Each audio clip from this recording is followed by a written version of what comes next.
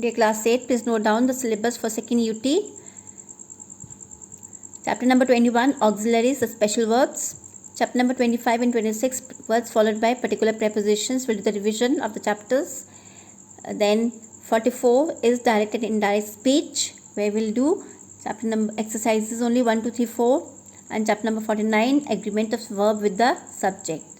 And then we'll have letter writing. So children, the pattern of question paper will be similar to what you had in your previous UT. According to it only you have to prepare. Next, dear students, let's begin with auxiliaries, the special verbs. We had discussed this in the verbs chapter also, but in this chapter, in this video, we are going to study it elaborately. Okay, you know very well what are auxiliaries. Auxiliaries, they are also called helping verbs, and they help the main verb to form the tenses, voices and moods by being placed before them. You'll find the auxiliary verbs, the helping verbs are placed before the voices or tenses, moods, etc. The auxiliaries are also called the special verbs, and they are also called anomalous verbs. Okay, and they are all 12 in number. You'll find that along with be, be, do, have, can, may, shall, will, must, ought, used to, need, dare, etc. So these are all the auxiliary. Okay, they are come under auxiliary, and when you study auxiliaries, you should know that auxiliaries are of two kinds: primary auxiliaries and modal auxiliaries. Now children, you see auxiliaries, primary auxiliaries and modal auxiliaries. In primary auxiliaries, you'll find these three words like be, do, have. Now the form of be is, the various forms of be's are is, am, are, was, were, according to the need according to the requirement. Okay, and the three forms of D are do, does, did, and have is used in three forms: has, have, had. So you know very well, as I've explained to you earlier also, primary auxiliaries, all these auxiliaries, they help the main verb. How do they help? Like the boys are singing. So over here singing is the main verb, and this is an auxiliary which becomes a helping verb. Okay, so this is helping the main verb to construct a proper meaningful sentence. Next is they are used with the main verb to define a tense or a mood. Okay, so you can see this sentence: Ram has eaten his food. So has eaten his food. Over here the helping verb is has, and it is helping the main verb to form present perfect tense. Clear? So next let's come to the book. Please take out your books. The primary auxiliaries are be, do and have. They change their forms according to number and person of the subject. The forms be, are, am, is, are, was, were. Please underline. Be has two other forms: present participle, which becomes being. Please underline. Present participle being, and past participle been. Past third form of be. The forms of do are do, does, did. The forms of have are have, has, had, as I explained you. Now you just note down the verbs be, do, have can also be used apart from auxiliaries as main verbs. Okay, they not only help the main verbs, but they can also be used written as main verbs. Over here you can see this helping verb am is used as a main verb. Okay, he does his work. This over here does is used as main verb. Dipti has a golden necklace. Over here has is used as main verb. So you can see, so these helping verbs can also be used as main verb in a sentence, right? But they change according to the number and person. So over here this is singular. So I am tall.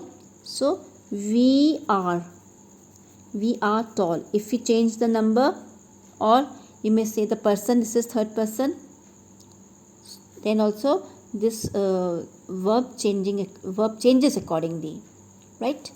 Then when we talk about modal auxiliaries, now modal auxiliaries are these: can, will, shall, may, ought, dare, need, etc.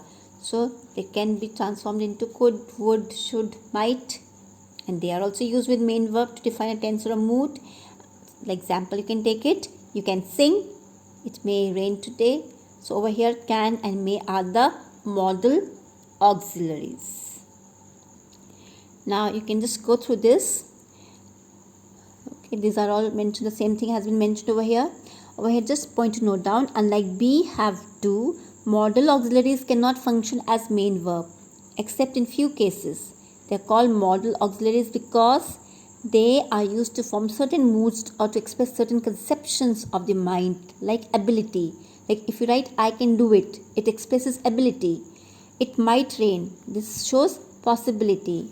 May I go? It is permission. You must do your duty, that is obligation, something very compulsory, right? The modal auxiliaries or the modals or the modal verbs do not change their forms according to the number or person, just like these change. Okay, so this means that modal verbs have no s or es added in the third person singular present tense. Okay, we never add es or so to it. When we say that, like we say I go, he goes, but over here we cannot change them. With I will, with I it will remain will. With he also this model will remain will. It will not change. The modal verbs form their interrogatives and negatives according to the auxiliary pattern. You know what is the auxiliary pattern? Suppose we write I am tall. So if we have to frame a question, so what will we write? Am I not tall? Okay, so we'll use the verb first. This verb will come first and then the subject. And this also modal auxiliaries, when we frame the question, then all interrogative sentences, modal will come first and then comes the subject. So only 4 of them, can, may, shall, will, have past forms.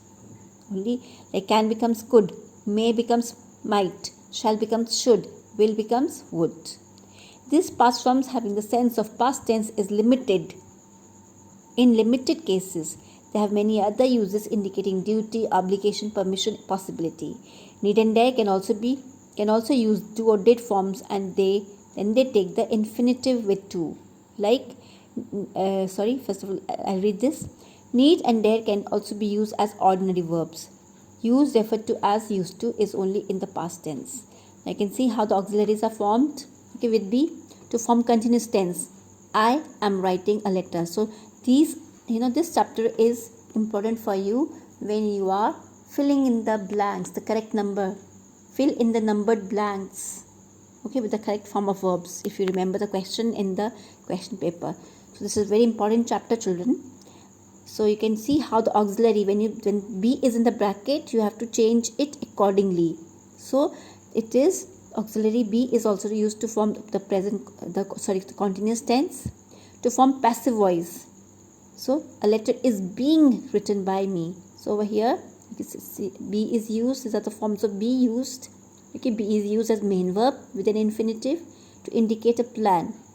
The match is to be played next week. Over here this is used as the main verb. I am to go to Agra tomorrow. So this is used as main verb. To convey instruction that you are to clean this room. This is used as main verb, right?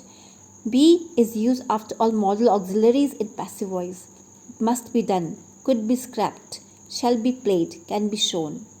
So you can see the uses of be in various ways. Then come to have.